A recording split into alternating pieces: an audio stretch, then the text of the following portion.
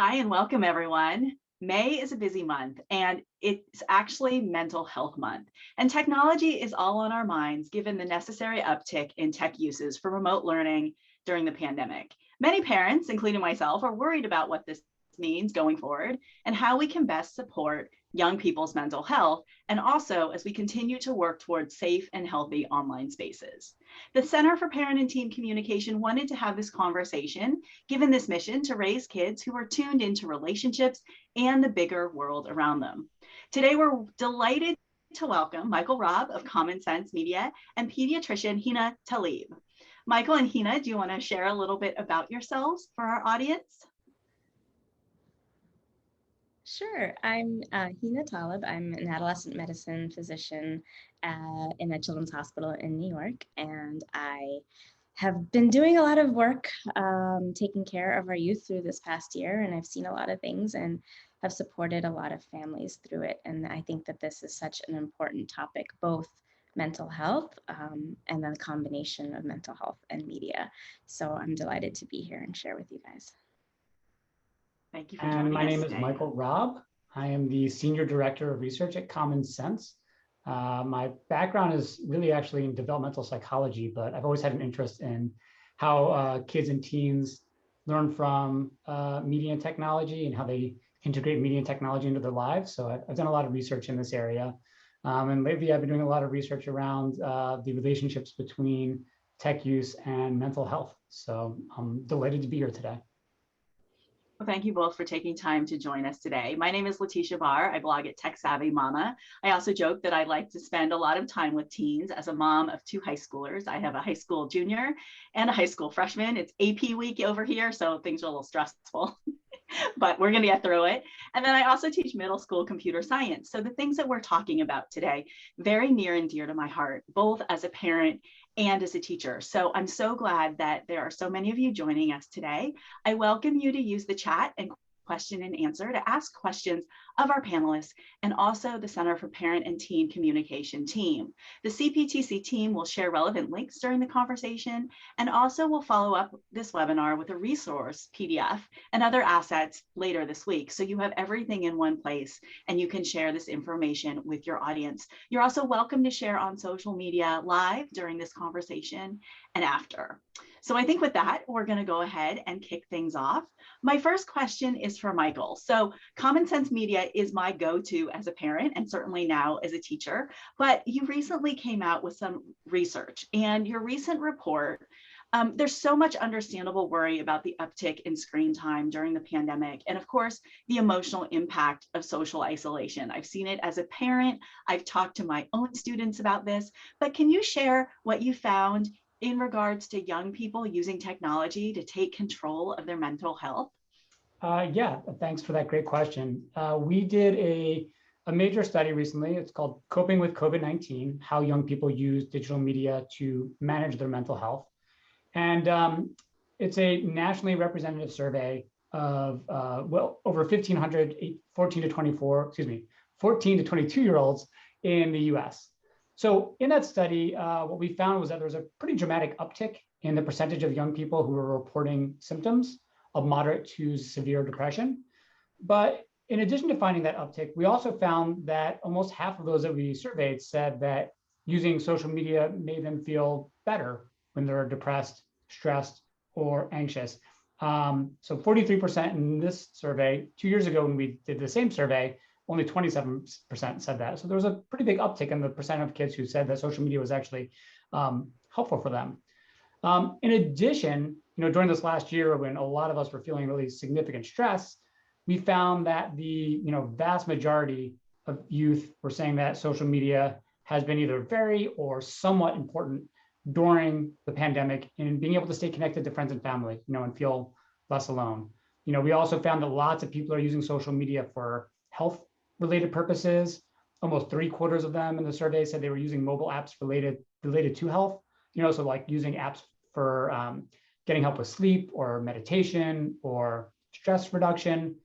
There's some gender differences there where female youth were more likely to be using digital tools around mental health and more likely to be searching for mental health info online. And one last thing is that we also found that social media was serving a different role for people who were reporting symptoms of moderate to severe depression. So that's not everybody in the sample, but for that segment who were reporting that, they were even more likely to say that social media was more important for them for getting support or advice or feeling less alone as compared to when we did this 2 years ago. So undoubtedly, a lot of young people are really struggling right now. That was especially true in the last year. But I think the report really shows that young people are using technology to take control of their mental health. They're clearly using the internet to search for health information, to connect to peers, to connect to healthcare providers. So in this conversation, I want to be careful also about painting social media with a really broad brush, which I think often happens in a lot of conversations about technology and social media. Absolutely. I mean, I always say to other parents, there are benefits and drawbacks to social media. And I know in my own teens and my students, they've really found it as a way that they have been able to stay connected. And I've seen my own daughter share really powerful things online in regard to mental health and even in regards to vaccines. And this kind of information is important. I want to reference a statistic in the report, and I know that the report has been linked out in the chat, so feel free to access that later, and the link will also be sent out after. But the Common Sense Media report found that 47% of all young people have connected with health providers online, and the vast majority, well, 86%, have found it helpful in doing so. So I'm going to turn to Hina, because I'd love to get a window into what you're seeing as someone who specializes in teen health, especially. Are there any top concerns you're hearing from teens right now? Yeah, so great question. And I think that, a lot has been said in media and through studies about how teens have done this pandemic. Some beautiful descriptive work through interviews, looking at the content that they actually are posting online and kind of sifting through that to see what the themes are. And really, I think what's so important is to look at it as there isn't any one way to summarize how, or one headline that kind of gets it right for the experience of youth, because there is such a huge range of how teens have experienced this pandemic. And of course, we know that teens who are more vulnerable, who come from BIPOC communities, or who have had mental health struggles in the past, have fared worse. And so keeping that in mind when we talk about things in sort of blanket or trying to kind of summarize them in tidbits can be a little bit difficult. But by and large, yes, we have seen that there have been some challenges with mental health in the past year in certain groups. There has been, in certain groups, there has been upticks of depression, upticks of anxiety. We've definitely seen loneliness, we've seen stress, and we've seen eating disorders. Hina, I'm going to pause for a second. We can't exactly hear you. I think your audio cut out for a sec. And I know you're sharing gems, so I don't want to miss what you're sharing. Can you hear me now? Yes, perfect. Okay, great. Sorry about that. So I think that because there's been such a range in how teens have experienced this pandemic, it's important to look at the nuance. It's important to parent the teen in front of you and to consider their own relationship with mental health and with social media. And so I think that's the number one thing. And then what I've been seeing, I've been seeing depression, anxiety, eating disorders has really been sort of an uptick. And it's funny, sleep issues, that's another, I would say, really big one. But in almost any basket of anything clinical that I am seeing, social media comes up. It comes up as a player, as the third wheel in the conversation about almost any of these things that teens have experienced in the past year. So it's so important to look at that and to talk about the relationship with social media for better and for worse. And there is a lot of better too. And I think that's one that, it was so lovely to read this report by Common Sense Media, because it did really highlight some of the strengths that social media brings to the table.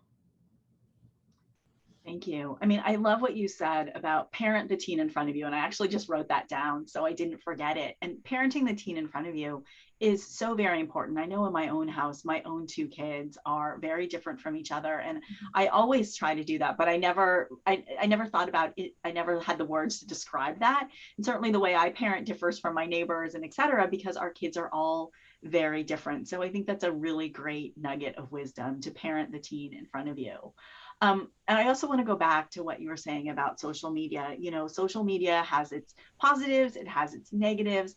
But for Michael, can you tell us about Common Sense Media's findings regarding social media being a pandemic lifeline? Because we've heard Hina talk about and the research showing about how important it's been for teens to share mental health and also share mental health resources. And, you know, I really have seen kids, my former students have just said to others on social media, just know you're not alone. I'm always just a DM away. And hearing those things and seeing those things being shared, I think is really, really powerful. But how does one balance the negative online content that contributes to mental health issues? Do you have any advice about that? Well, I mean, like, as I was alluding to in my last answer, during this pandemic, we really just can't deny that social media has been a lifeline for many, many young people. And that there's a lot of potential in using digital tools to help young people manage their mental health. You know, I think as you were mentioning, as we also found in our report, kids are using this a lot to connect with peers, right? You know, their friends, their family too, but to do the things that they would be doing outside of social media as well, right? Which are really important to them.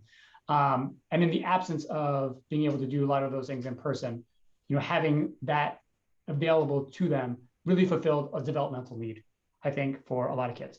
I don't want to deny there's a lot of bad stuff associated with social media as well, like there clearly is. But I also don't want to just kind of jump over the fact that like there are all these positive things as well. So like some of these things that are not so rosy, right? So like you alluded to in the question, right? There's all kinds of negative content. In our survey, we found that there's exposure to a lot of online hate speech on social media, and that's actually increased a lot over the last 2 years.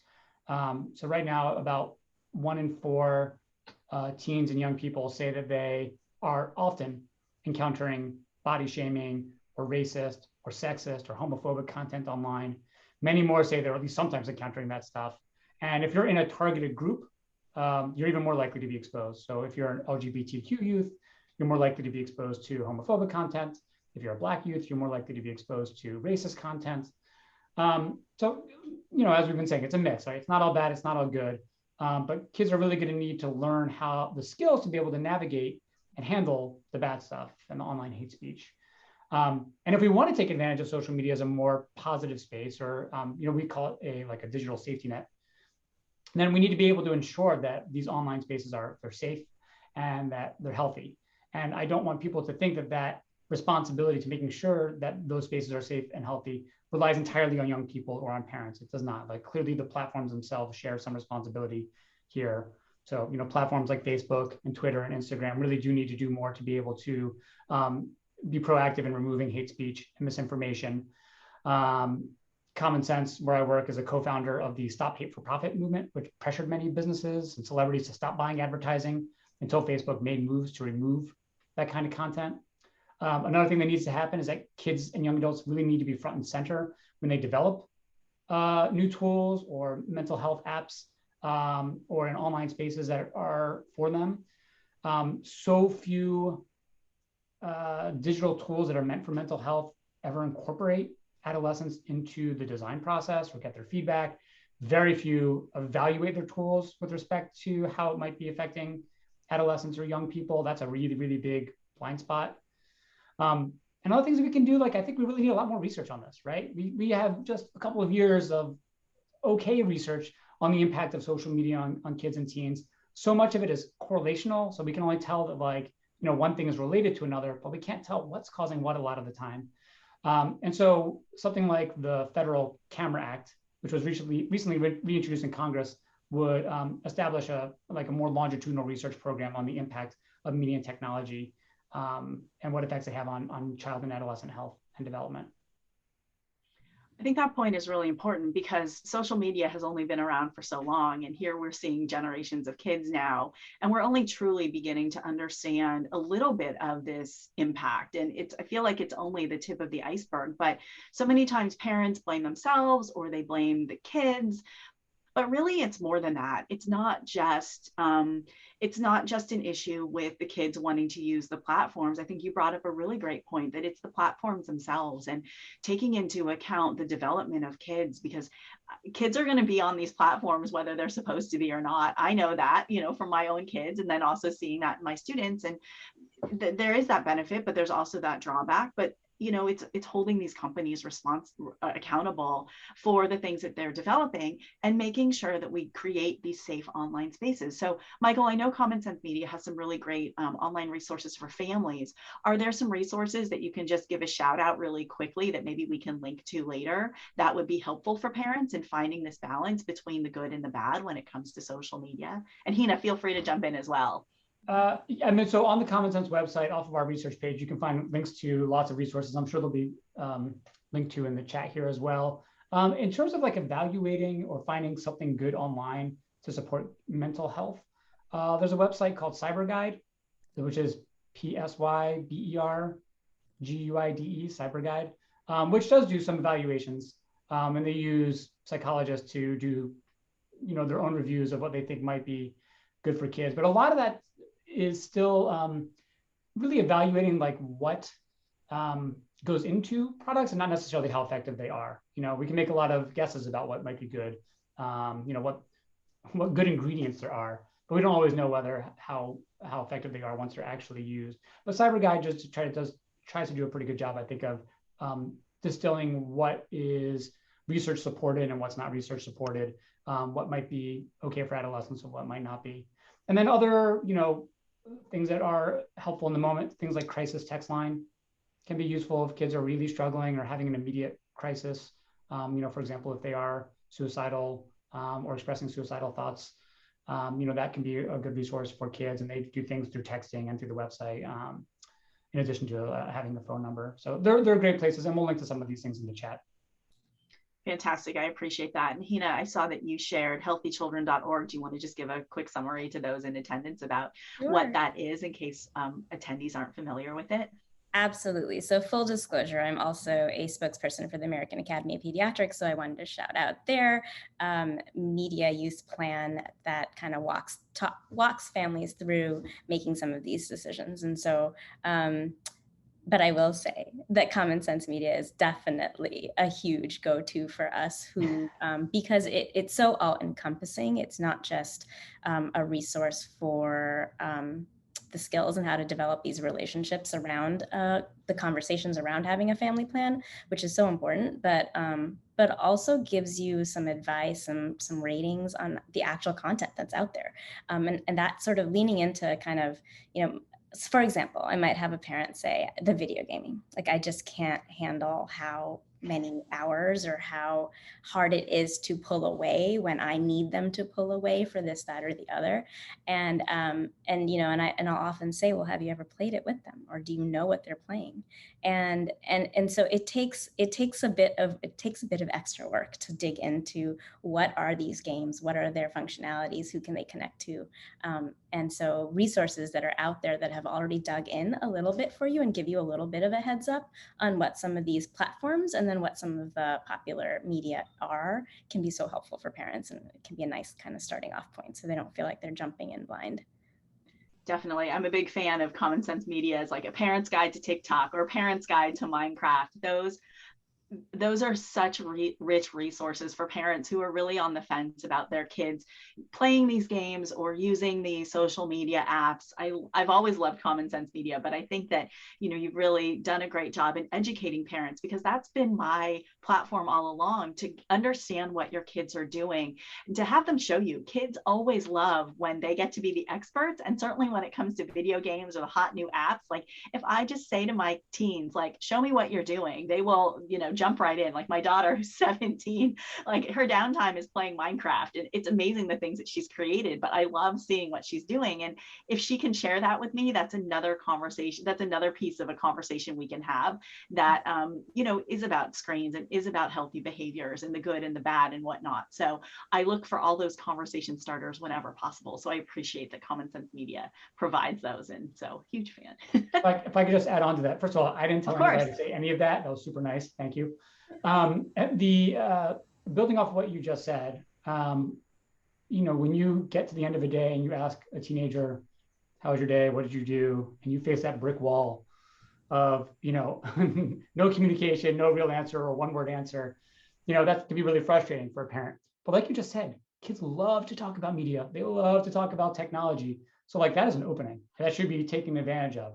And I'm always talking about the fact that, when we think about the things that are really important for like healthy development, healthy social and emotional well-being, technology is probably a smaller part of it than you think, but relationships are a huge part of it.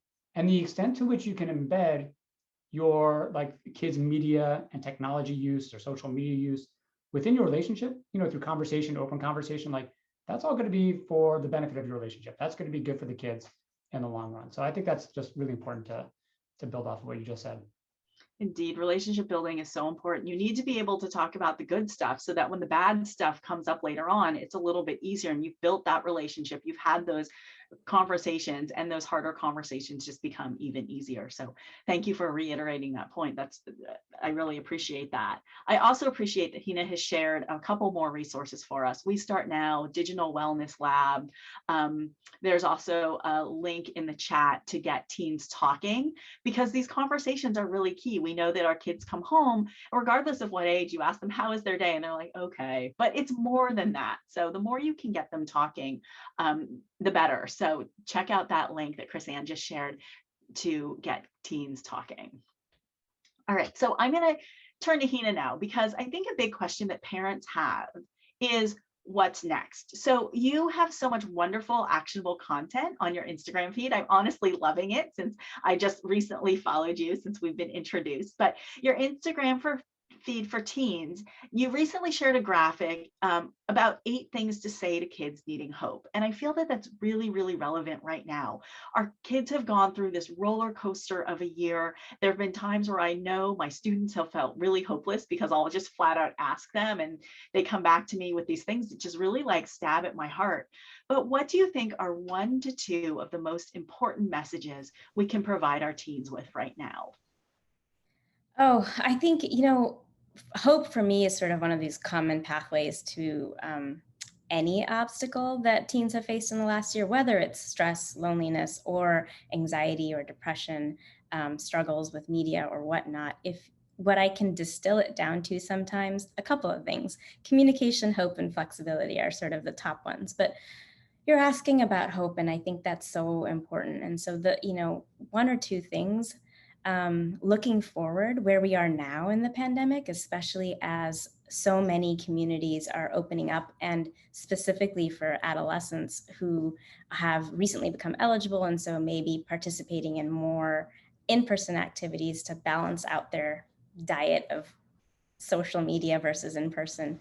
I think they need to look for the touch points that they had for their identity development were a little bit muddled in the last year. And so now they can explore some of that identity development. And so I find that very hopeful, that they can reuse or recreate the balance of online versus real life in experiences that can help build their identity. And so I find that very hopeful, and whatever we can do to support that, I think is important. Interpersonal connections or friendships, really that face-to-face time that they may have not had so much. I think whatever we can do, whatever pathways, however we can support them to feel comfortable in that is so important. So those are places where I think I really want to see them kind of develop their own selves, develop their interpersonal skills and independent skills. That's something that I really feel like took a hit this year because there was more time in the home. And for many kids and many families, that meant parents were doing a little bit more than they would be doing normally. Or if they had a teen who was struggling with loneliness or anxiety or depression, they may have fallen into patterns where they were doing more for their kids. And so I think that I find it hopeful, and I'm looking forward to, and I want to support families in supporting their kids to be more independent. And so those are sort of like the big areas that I see that I hope for in the next season of this pandemic. I love that. As things are opening up and kids are feeling safer, getting together with friends and being out, that building capacity part and that independence is so important. You know, my kids have been at home with me, and school just recently opened up and they are back in school full time now. And my daughter drives her and her brother to school, and you know, at first it was like oh my gosh, you know, letting them out of the nest that we've been immersed in for way too long and giving her this sense of pride and independence. Like, I honestly love it though. It's great to have a driving team, because she'll text me on the way home like, hey, need me to stop at the grocery store? And I'm like, yes, finally. So I think more of that is good. And even talking to my students, like, they're getting out more, they're enjoying the warmer weather. So, you know, as parents, we need to let go. And it's hard. It's a big transition, especially after being home and being all together. But we need to loosen the reins a little bit and let them have those important developmental milestones so they can be healthy going forward. So thank you for that. I'm hopeful that this summer, you know, our kids will be able to be outside and be social and be safe in a really meaningful way.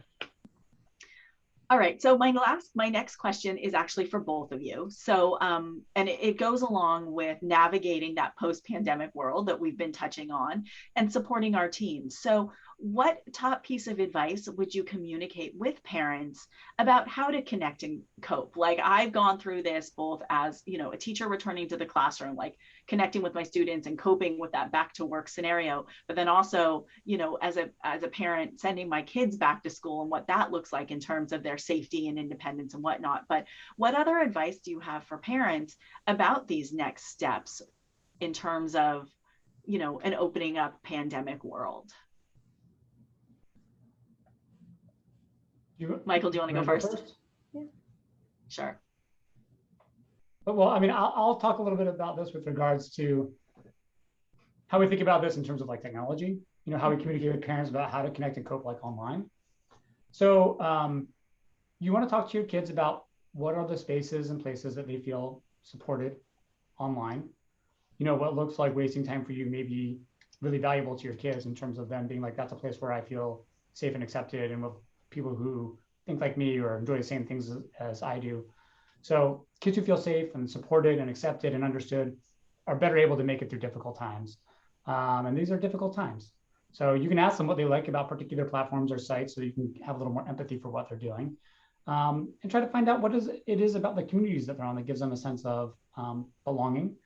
Try not to judge, you know, what they're doing online. You do want to create an open space where they feel comfortable talking to you about what they're doing. You can certainly ask if they're ever coming across things online that make them feel unsafe. You don't want to push it too hard. But if they see things that are making them uncomfortable, you can help prepare them by like giving them some tools about ignoring people, blocking people, taking screenshots for evidence, reporting things. And of course, always coming to you if you, you know, if they see something that upsets them. I would think twice before just taking away a phone as a punishment, which I think is kind of a go-to for some parents, because you have to think about what that device means to that child and what they're using it for, because it's not just the video game device, it's not just the Netflix device. As we said earlier in this session, a lot of kids are using it to find supports, to find social supports, to find information, or otherwise to cope with mental health problems. And, you know, the online world certainly has its faults, but it can also help kids stay connected to friends and find supportive communities. And the last thing I'd say is like really try to pay close attention to social media if your kid's already struggling offline. So, you know, some kids may already be, you know, you already notice that they seem to be depressed, really lonely or anxious. You know, those are kids for whom they may have like be experiencing both the high highs and low lows of social media. So, you know, try to pay attention to what's happening there, and have, again, like a open dialogue about make yourself open to when they want to come to you with concerns that they're having. Great pieces of advice. And, you know, the conversation about taking away devices is something certainly that my husband and I have had during the pandemic. And I realized that, you know, it's a way that for my kids to stay connected. My son is playing games with friends and he's on Discord communicating with them.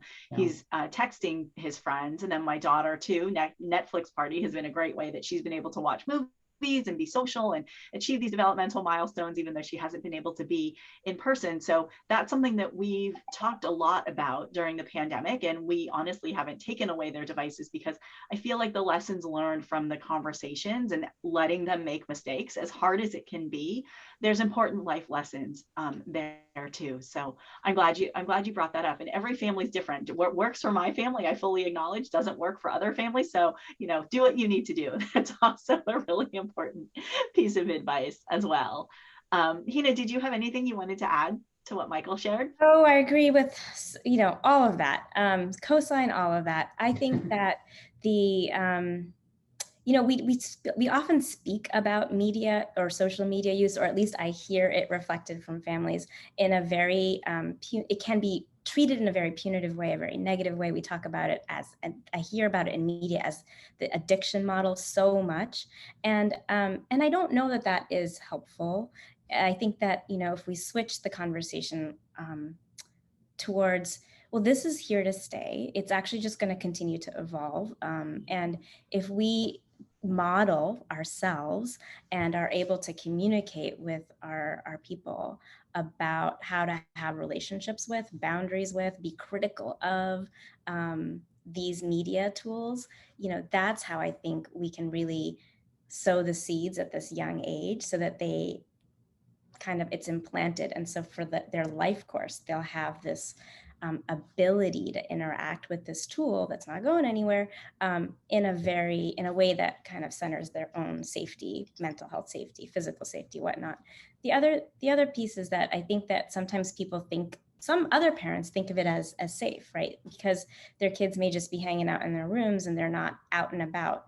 And so what can, in a way it feels safer because they're just there. And so I often like to say, well, it's not like that. It's actually a room that leads to a room that leads to a room that leads to a room. And it has great power, but it can also have areas where it can be very harmful. And so just keeping that in mind. And then I think for where we are in the pandemic part, I think it's a good point for families who may be feeling like the balance has been a little bit less in person, to have a conversation about it right now. Like now, as things are opening up, to kind of recalibrate that balance of where you feel, your teen wants, where they want to be spending their time, and look for what their goals are and get their input on what their plan would be for the summer, for places that feel as though they're reopening.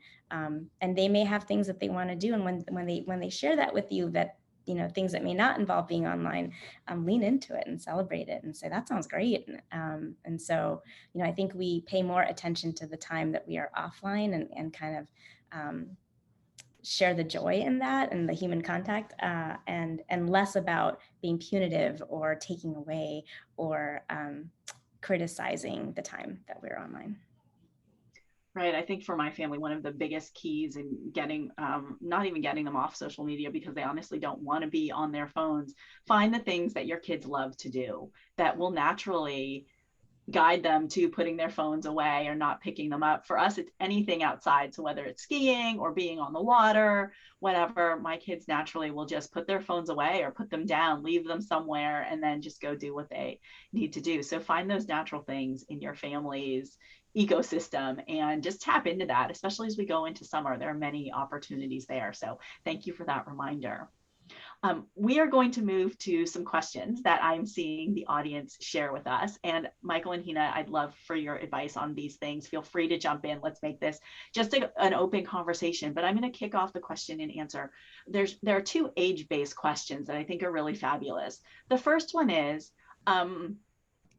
an age recommendation, or is there some sort of gauge in what you recommend for allowing teens to have social media accounts? Thoughts on this, both Michael and Hina? There's not a hard and fast answer, which is really frustrating, I think, to a lot of people. They want to hear like 13. That's the answer. I can't give that exact answer. I will tell you from the policy on a lot of platforms and apps is 13. For Instagram, for Facebook, for Snapchat, for all these things, they have policies to say they're not supposed to be used for people under 13. The reality is that we know lots of kids younger than 13 are using these platforms. And I think a lot of times the platforms know that kids younger than 13 are using them and are not taking adequate precautions to protect them.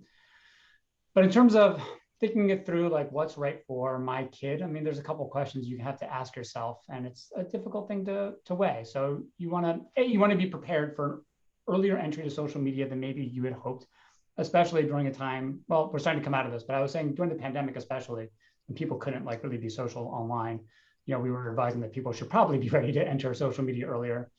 So questions you want to ask yourself is you want to basically know your kid, right? Like, are they generally like responsible? Do you trust them like when they go online not to say or do hurtful things online? Do you trust that they will act responsibly when they come across things that are questionable shared by peers? I think you want to ask yourself where your adolescent or teen is already in terms of their mental health.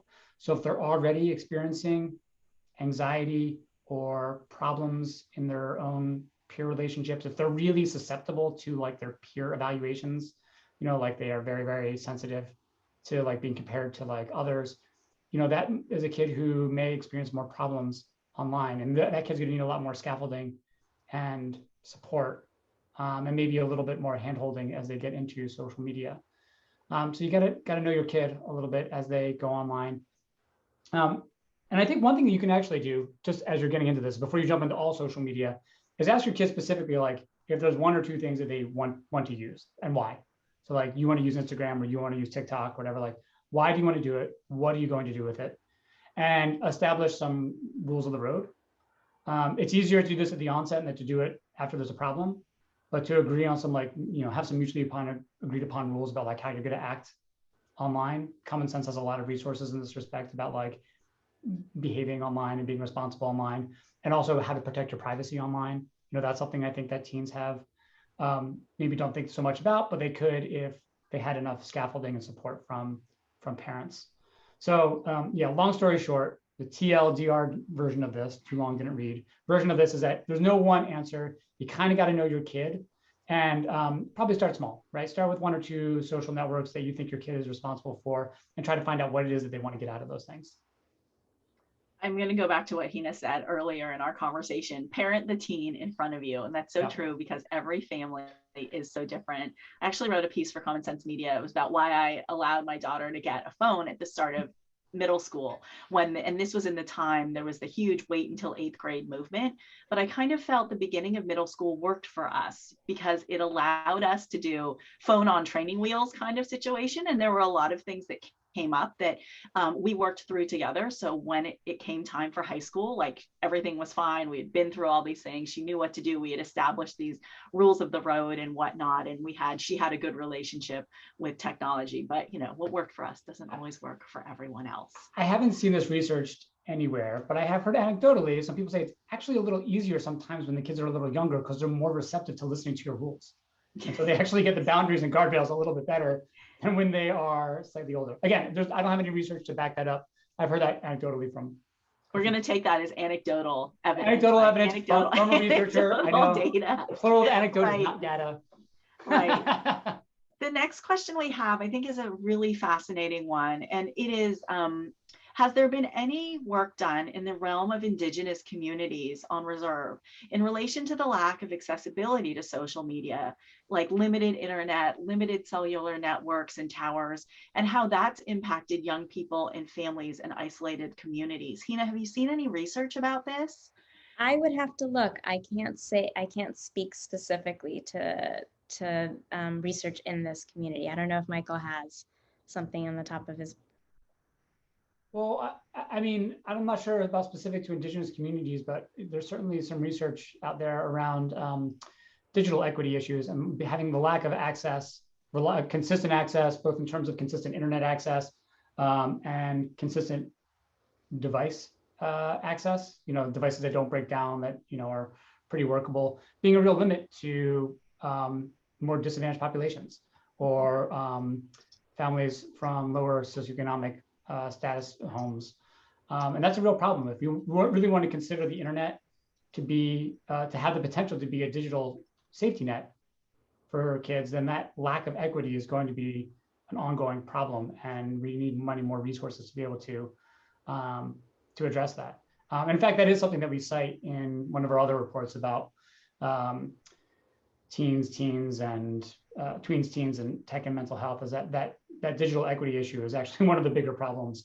When we think about the effects of media technology on kids. Yeah. Really fascinating. I'd love to know too. I haven't seen anything like that. I know it's been talked about in conversations that my husband and I have had, especially because he works for a company that provides Wi-Fi. So he and I have had these conversations in our house, but I haven't seen any hard data. So if you've come across anything, send it my way, please. I'm curious too. I think we have time for one more question, and I really love this one because it addresses kind of next steps in terms of where we're going as families with COVID. And the question is, during COVID, we feel like we're online all the time. So as a family, we've started to unplug every Sunday for the full day as a bit of a reset. I love that. It's hard to do though. So are there any suggestions about how and why it's important to take breaks now that we're all using technology so much more than ever? What would you both suggest? I mean, I think that that's wonderful to, to center and honor and elevate the screen-free time that that works for you as a family. For some families, an entry level to this might be over meals. And so to sort of check in your phone in a basket or a bowl for mealtime. And then some families, and for other families, it's a power hour. So it could be a power hour any time of the day. Maybe for them, it's their mornings. Maybe for other people's, it's bedtime. And, especially if there's any issues with already with sleep issues or concerns about anxiety before bedtime, that might be a nice time as a family to say, okay, we're plugging our phones in together. And we're all gonna either read together or do something together, but it's gonna be a power hour. Saturday mornings works for some, taking the entire day, a weekend day works for others. So it's really going back to what realistically will work for your family, but to actually elevate that we are doing this as a break, and we're doing it together as a family is what I'm hearing has worked for a lot of people. And then it sort of builds on itself, because then you sort of figure out, well, what are you doing in that time? And was it fun? And what can we do to make it more fun? And so I feel like it kind of moves itself forward if you can do it consistently, and if you have buy-in from all the members, especially your teens and tweens, and they can lead it too in terms of what the activities will be that we do together during those times. So I think you can take baby steps in that direction. Baby steps are key.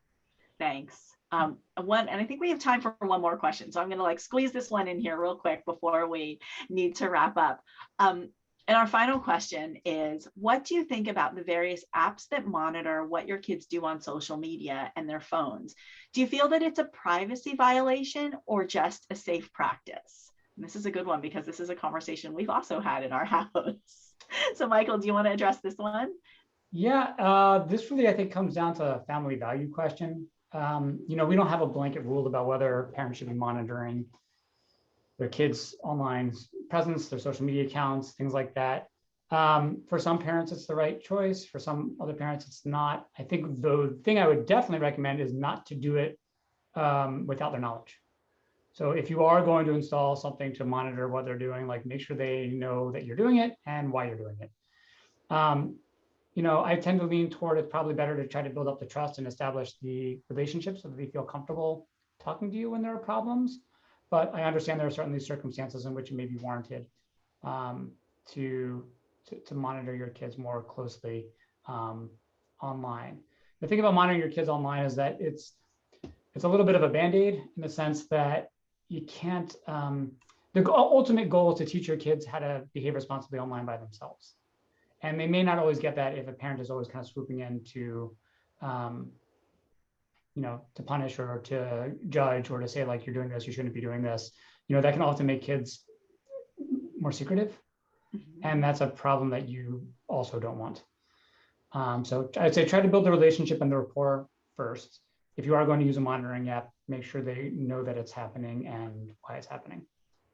Okay, well, and the trust issue, it brings up another question that we do have time for. And I think this one is really great because as parents, we want to establish trust with our kids, but somebody in attendance said so much of how they parent is trying to see what they want their child to do or focus on, and then setting an example for her. But so many times parents have the worst habits with social media and online spaces, more so than their kids do. So do you have any advice or resources for parents to work on their own habits? And I think this is so important because we want to build these relationships with our kids, but how can we do this if we're not modeling the behavior we expect from them? So any advice here? I mean, it's a lot harder to get your kids to do what you want them to do if you're not modeling it. It's a lot harder. Common Sense has a lot of articles on this topic about things that you can do or things that you should model. I would say mostly like during your device-free dinner, which is what we call it when you put the devices away in the basket, to have that carve out that tech-free time. That's an opportunity where you can talk a little bit about healthy habits and what you should be doing. But really, it is a little bit of a matter of trying to make sure that you're aware that you're not setting an example of things that you don't want them to do. So like if you interrupt a conversation with them to take a text or a call, and then they do the same thing for you, you can't act surprised. And it's hard to kind of justify, the annoyance or anger when you see a teen do that with you. So yes, you got to walk the walk and talk the talk. There are things you can do to like make your phone less attractive. I've seen people who like turn their phone grayscale to make it like less colorful and less enticing, who they'll remove certain apps or they'll make the apps really hard to access. I haven't seen research that shows exactly how effective any of that is, but certainly some people do that as one way to be able to make it less attractive to them in social situations around their families. Definitely. Thanks. Hina, do you have any closing thoughts on these last two questions that I asked? Anything you'd like to contribute based on the kinds of things that you've seen in your practice before we wrap up?